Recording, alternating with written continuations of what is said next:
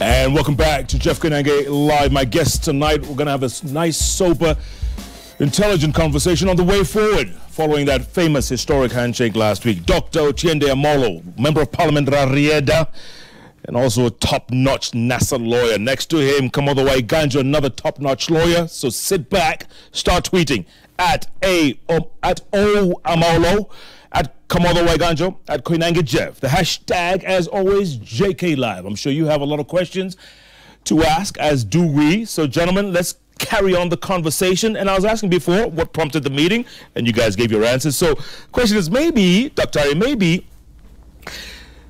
the other three, and when I say the other three, it's Kalonzo, Mudavadi, Wetangula, maybe those three were planning their own meeting with either the president or the deputy or state house, and they were outfoxed the last minute.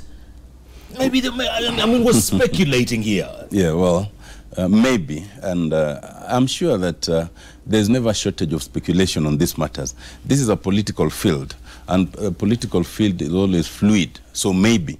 But for me, that's not what's important. And let me start from where Kamodo left. I agree with his assessment in terms of Excellency Uhuru Kenyatta, but perhaps not entirely in terms of Excellency Raila Odinga. I think it is right and it's understandable that President Uhuru would have noticed that his legacy is on the line.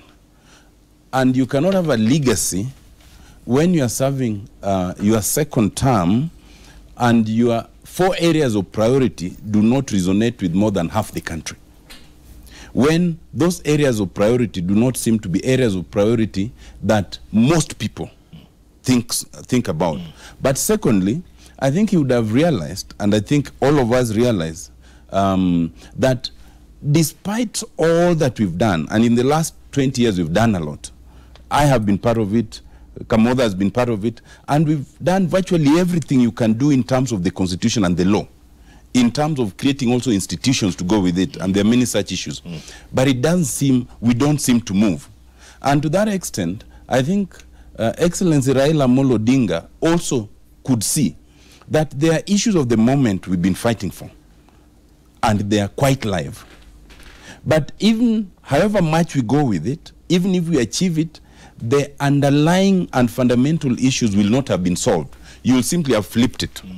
You'd simply be in a situation where those who are happy are now unhappy. Right. And I think it is very statesmanly on their part, the two of them, to come together and say, let us try and pull and deal with the very fundamental issues and wisely avoid the temporary divisive issues. Yeah.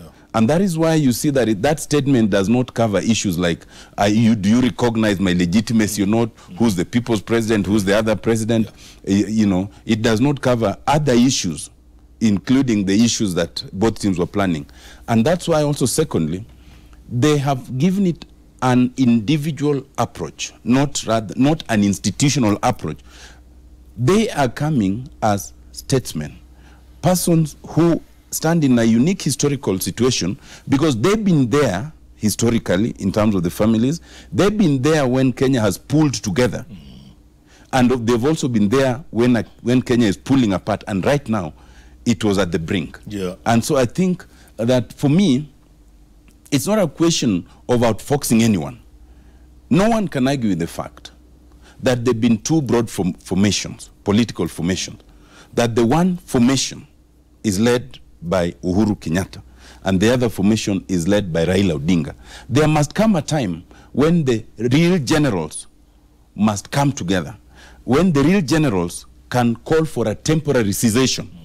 And I think that's where we are. Come on, Dr. Ari just mentioned we were on the brink. Is that where we were? Were we hurtling towards that abyss?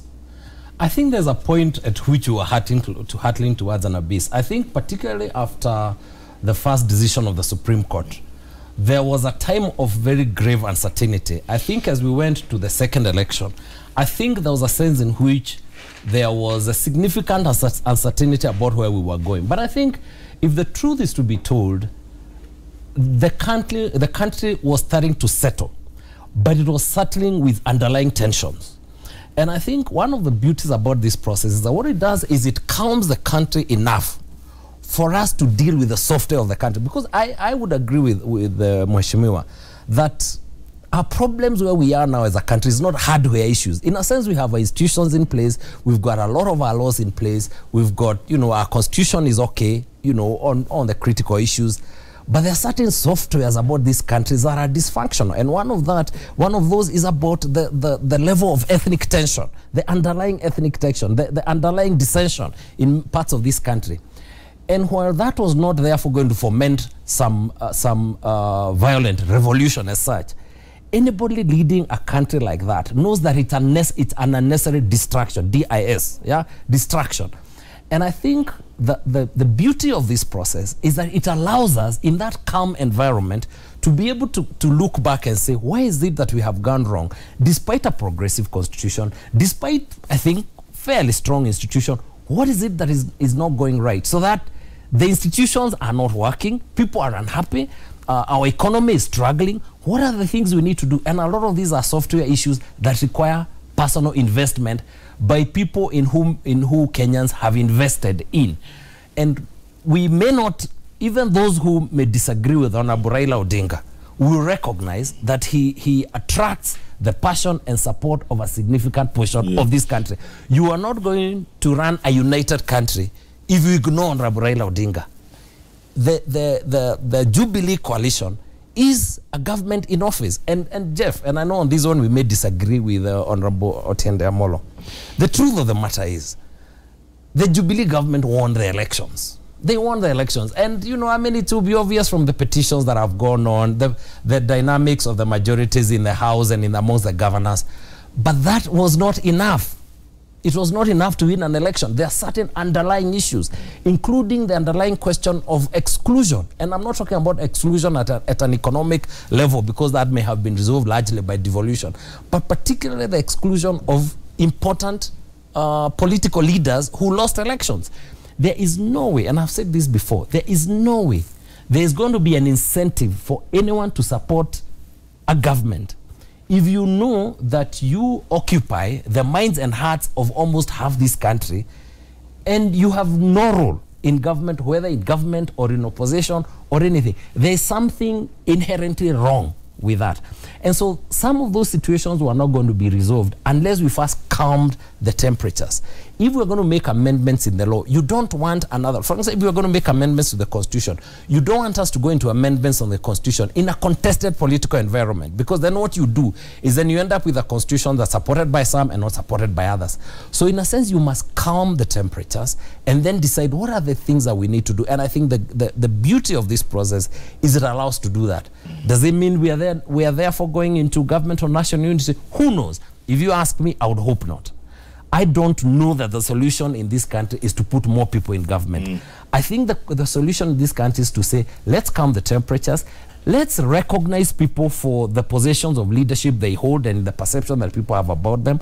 But let us ask, what are the fundamental questions that are going to transform this country for the betterment of the millions who may enjoy once in a while the drama in the political environment, but who are struggling on a day-to-day basis.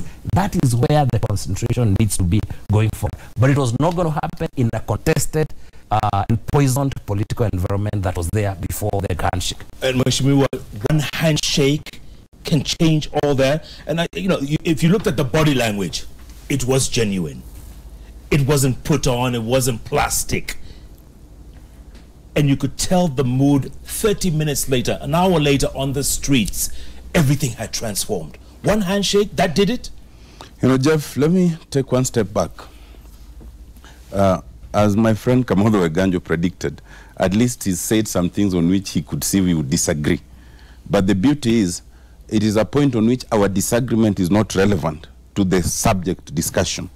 And the disagreement must fundamentally be on a clear assertion that the Jubilee government won the election, especially because Kamodo Weganjo is a good lawyer.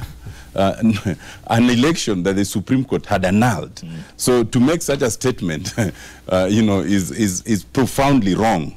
But secondly, for the repeat election, when you have a situation where out of 19.6 million Kenyans, it is debatable.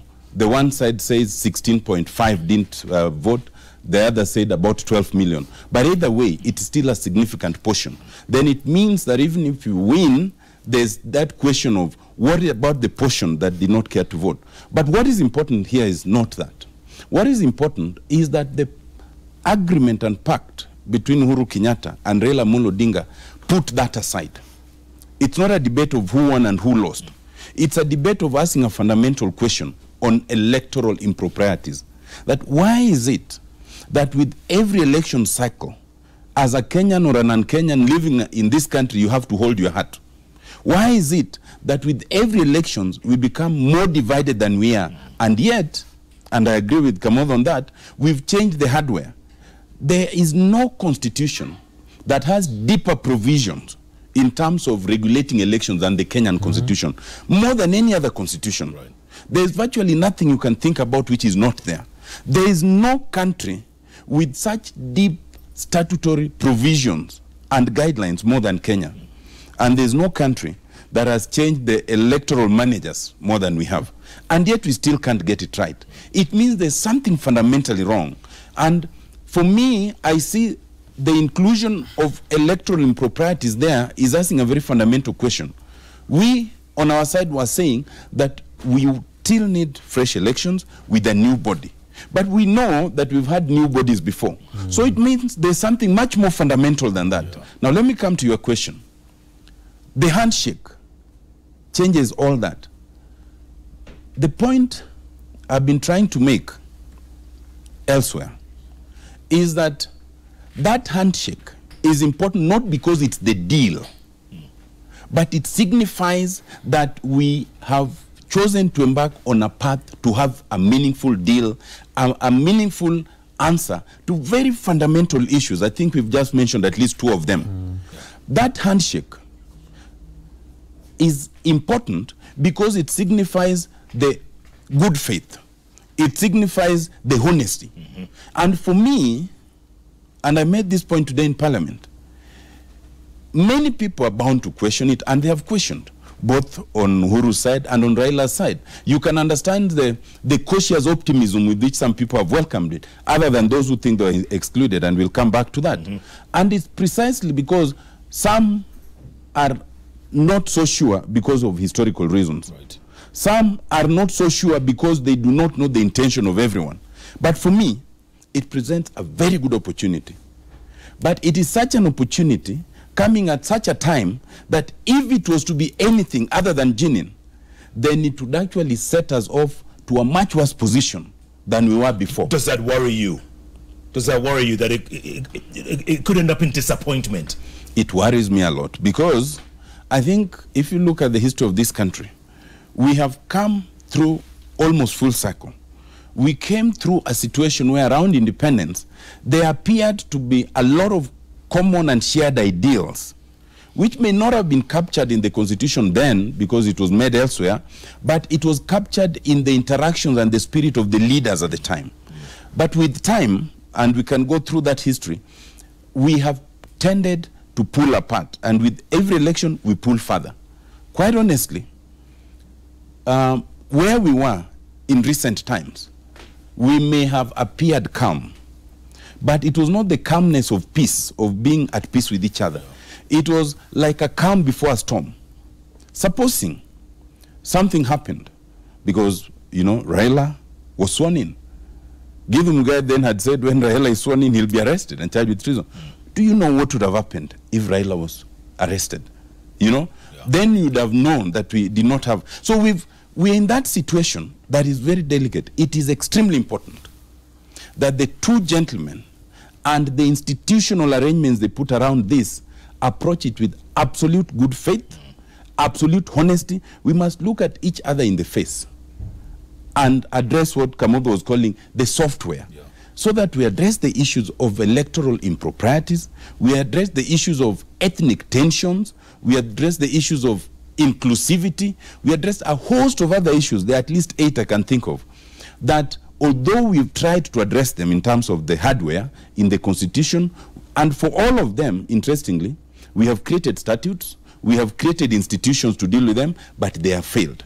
And it means, therefore, that you cannot deal with them alone. We have to deal with them jointly. Yeah. Kamado, you want to say something, or shall I ask No, I just wanted to say that that one of the reasons why the handshake makes a lot of difference is because I am one of those who thinks that at the fundamental level we've resolved, or at least we've commenced the process of resolving our fundamental problems. The Kenya of 2018 is not the Kenya of 2007. The reality is that some of the issues that the Grand Coalition gave us, one of the greatest things that Grand Coalition gave us is some institutionalized way of resolving our structural problems, the questions of exclusion. When we set up the devolved systems of government and ensure that we have a rule-based process of resource allocation, because remember that was at the heart of a lot of our disagreements. Siasa mbaya, maisha mbaya. The minute we said that the resources of this country, every Kenyan is entitled as a matter of right, not as a matter of privilege. The minute we started resolving that, the minute we also said people need to have government that is representative of their face in the counties, those sorts of things, the minute we started reducing some of the powers at the top to make sure that the president was not the imperial president it used to be, maybe we didn't fully resolve it. A lot of those fundamental problems we have resolved. There are certain issues I think we haven't. One of them I talked about, the problem of, particularly the exclusion of the elite at the top. Yeah. But there are also questions about the mood of the country that still has not resolved issues that we carried all the way from 2007. What took us to almost war in 2007 were those fundamental problems, but there are also issues of perception and issues of historical problems, historical conversations that we have refused to have. I think the beauty about the handshake is the handshake says, and the fact that even in Twitter and in social media, the conversations change almost instantaneously. You know, the toxicity that was there before. I was telling you I had stopped coming on air. I just stopped because the amount of toxic conversations was unbearable. That thing almost changed instantaneously. What does that tell you? That at the fundamental level we have resolved our problems. But there are very important issues of perception, of historical conversations we haven't had, of ethnicity that we haven't had, of the level of sometimes of ethnic bile that we spew very easily. That's a conversation that needs to happen, and it can only happen after a handshake between those we believe to be our leaders at a political level. Absolutely. Yeah. Mheshimiwa, you talked of inclusivity a moment ago, and you saw our top story tonight. Kalonzo, Wetangula, Mudavadi, they now want to see the president. They want a meeting with him. What happens now? What happens to the three? Is NASA in essence dead? Well, I think the question could still be flipped. And that's what the discussion was in Parliament today. What happens to the deputy president? Why was he not part of it? You know? Yeah. And I think to ask those questions is to belittle the essence of that handshake. That handshake, so far as that agreement goes, is not about negotiating individual positions. That handshake, so far as the framework goes, is not about determining who will be president and who will not be president, in the next election. That handshake is about framework for very fundamental issues. And to that extent, it does not exclude anyone. It necessarily must include everyone. And in my perception, therefore, there is absolutely nothing wrong with the core principles in NASA wanting to be part of it, to understand it. The only problem is, as I understand it, is if you are in a coalition or in a setup where there's a leader and the leader has taken a certain action and you have asked to be explained to the basis of that action, and it has been explained, and you've come publicly and said you have accepted it, but you will deal with or interrogate it, then to seek to understand it from the opposite leader is to then kind of counter what you have said. It's like the deputy president now coming to say that he wants to understand the essence of that agreement from Raila Odinga. You know, I think that's kind of inverts things. That is my only problem with it. That's very interesting. Otiende is amazingly optimistic. This is also a political process.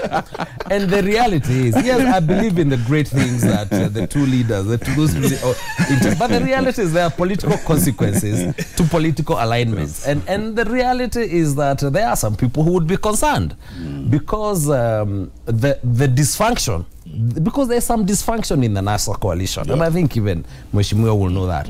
And maybe it's not unnatural, you know. I mean, it's probably it's unnatural, and it's not unique to Kenya. Coalitions generally, you've seen what happened in Germany today after the coalition that ran government before. They had said they will not get back, and now they have gotten back. So these things tend to happen.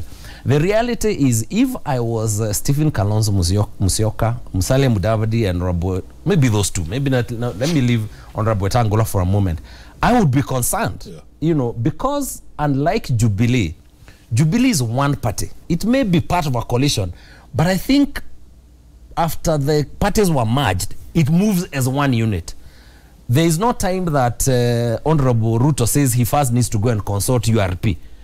They move together. Even the party officials, the party processes are similar. NASA, on the other hand, is a coalition of three parties, four major parties, one could say, which operate independently. And because they operate independently, inevitably, there will be concerns. What are the implications of these arrangements on political fortunes in the future? And there is no politician who would not be worried about 2022, which is coming very, very quickly. So I can understand the concerns. On the side of Jubilee, if I was the deputy president, I would want to believe, one, that he was part of this process. Maybe he was not in Harambee House, but I would be surprised if he was watching TV like the rest of us. What if he was? I would be very surprised. Let's even assume he was. I still think that his position is a lot stronger. Let me say something, Jeff. Those who believe, because there are some who believe that this arrangement puts the position of Honorable William Samoei Ruto in jeopardy, do not know the deputy president.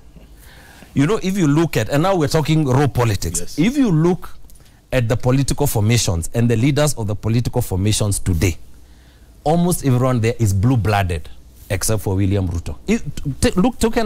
Take Honorable Uhuru Kenyatta is the son of the former president. Honorable Raila Odinga is the son of one of the, you know, foremost political leaders in this country. Honorable Musalia Mudavadi, we all know where he has come from. Honorable Kalonzo Musyoka was held by hand by Mulu Mutisias and Honorable the late president to be where he is. Where did William Samoei Ruto come from? So anybody who assumes that this process politically you know, disadvantages him doesn't know the man. The man has grit and he has the ability to rise above it. But that's politics. Maybe it's not important at this point. Sure. I think the important question to ask at this point is, how do we manage this process so that it does not disappoint? Because if it disappoints, we will go further back than where we were before the handshake. Because a lot of people have invested in it and believed that there's a possibility. And a lot of them believe this despite having been let down before.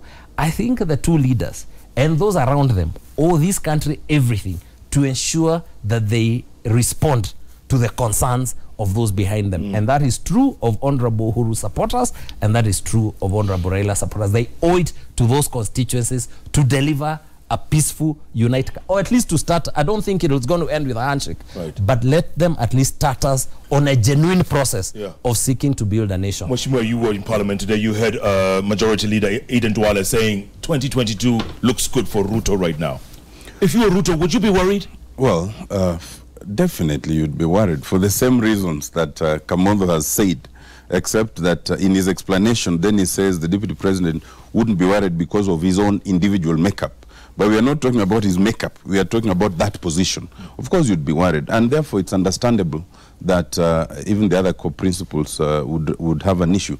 But I think three things. One is that explanations that are given for the handshake that are meant for all the followers to buy in must be distinguished from the real and legitimate reason for the handshake.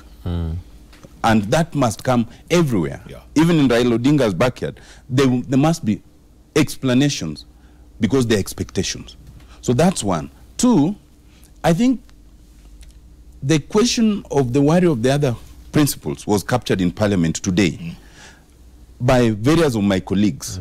And if you watch them, they all spoke and they started by saying, we support this framework. Then they went on to explain what the expectations were. So it appears to me that the point of departure is not in support of the framework. The point of departure is in terms of structures. They're all saying, but we would want to see structures that will manage and deal with the process. And that's where it comes in, okay? The framework itself says necessarily there'll be an office and a retinue of advisors. And I have thought, therefore, that the other core principles will be focusing on that and say, let us develop the framework and let us have this in an inclusive manner. And the third point, and why I also say that, is my understanding of that whole setup is that the two gentlemen actually did this and they kept it very private. It is therefore possible that the deputy president, just like the other co-principals, did not know. But I think the point of study is in the difference of reaction. Right. The deputy president did not come and cry foul that I didn't know this, therefore I'm not accepting it, I want to do this. He chose to act as if he had known and he was part of it all through. Maybe he was kicking and screaming behind the scenes. Yes. We don't know. I am aware that even though Jubilee is one party with two political formations that operate almost in parallel within the same house. And I'm aware that they've even had to have meetings on that account, but they've not brought it to the fore, okay? And for me, I think that is the lesson. The lesson is the issues of the day and the issues in terms of worrying on who will be a candidate, who won't be a candidate, what does it mean, are alive. But this is more fundamental than all those issues. So you can choose to be so worried about those issues that you decide not to be part of this overall framework. And then, if the overall framework, the picture becomes complete, then you're not in the picture at all. Forget about where you want it to be. Right. And for me, that's the key issue. That's a good point, because inevitably, in an alliance or a deal like this, there will be some people who will not be happy. No, they will not be happy. And Jeff, also, in a process like this, if I was Honorable Raila Odinga, I would want to negotiate alone in the beginning. You see, because the more people you bring into the picture, one, the more it is no longer secret and confidential discussions, and all manner of conversations then come that poison the commencement even of the conversation. Number two is that if people come with interests, some people are thinking, aha, it's time now to get back into government, and nobody wants to be outside government. And so at this point, especially when it was this delicate, it made sense that as few people as possible were involved in this process. Then the question after that is then to ensure that the people who you represent politically have faith, one, in your ability to deliver also for what is in their interest, and to negotiate in good faith, and to ensure that whatever processes you're going to manage after the initial conversations are inclusive. And I think that the test going forward is going to be how inclusive is this process of discussion after the handshake. Because if it is not inclusive, then it could lead to some level of dissension that may not be useful. But at the same time, we also need to be very early, to be very clear, even from the two principles, what is this not about? Because one of the problems in this process is that people have very different expectations. If you listened, and I listened a bit to the conversations in the House, people have very different perspectives of what then to expect. And even the supporters of every understand, and some people have fear, and some people are excited, some people are looking forward, some people are very worried. But the reality is that very early on, it's important to start affirming to people what this is not, so that people are not disappointed because they are assuming that this is heading somewhere in a direction which it is not.